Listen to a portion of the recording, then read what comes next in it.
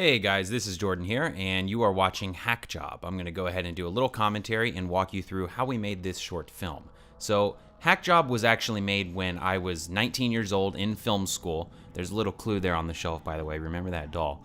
I was going to school at Loyola Marymount University, and Kevin Stewart and I were friends at the time. But this was really the first project that the two of us collaborated on and sort of went out and made it happen. Now, we've done that a number of times since between Thanksgiving and Critters, and we just shot a new movie in Portugal that'll come out sometime next year. But this was the very start of all of that. And our mentality was coming into film school, we were sophomores at the time, that we grew up making little home movies and we didn't really need anyone's permission to do so. You know, you would just grab a camera and go out on the weekend and get your dad or your brother or whoever to act in it.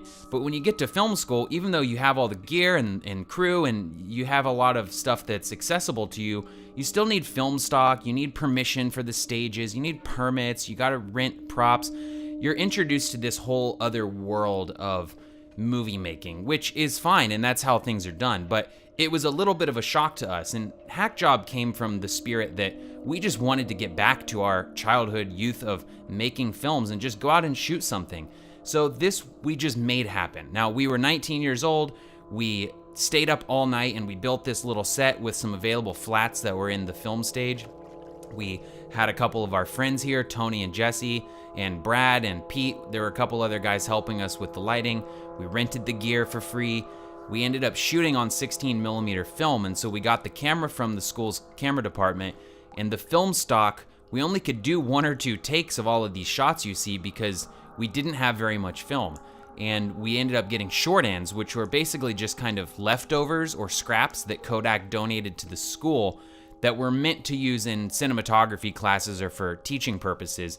We ended up getting enough of those, and we got a free telecine, which is basically the process of taking the film stock and transferring that to a digital tape and giving it some rough color and making sure that the exposure is roughed in.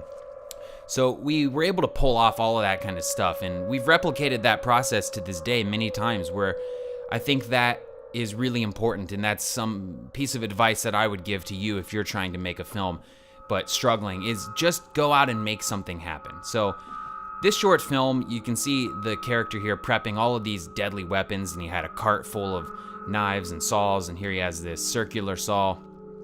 The idea and the genesis of this was, at the time we made it, Saw and Hostel were really in their heyday, and all of the sequels were coming out.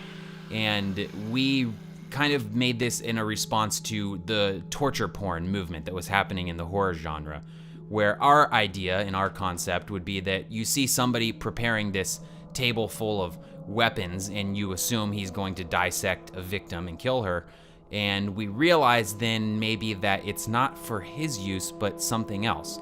This shot right here was a fisheye lens that we just put the camera on Jesse's stomach.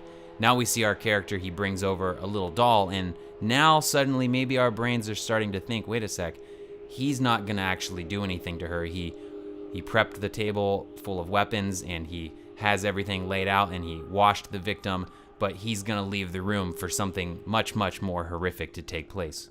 Now we're left there with this really creepy shot, and you see the doll, and the doll slowly starts to turn its head, and you realize, that's ultimately the killer. So we grew up loving Chucky and any kind of killer, the movie Dolls by Stuart Gordon. We had so much admiration and love for the killer evil doll genre. Hackjob. Now, this little short film is actually something that to this day I'm still really proud of. I love that gritty film stock look, the hand cranked zooms. I love that shots are a little bit out of focus.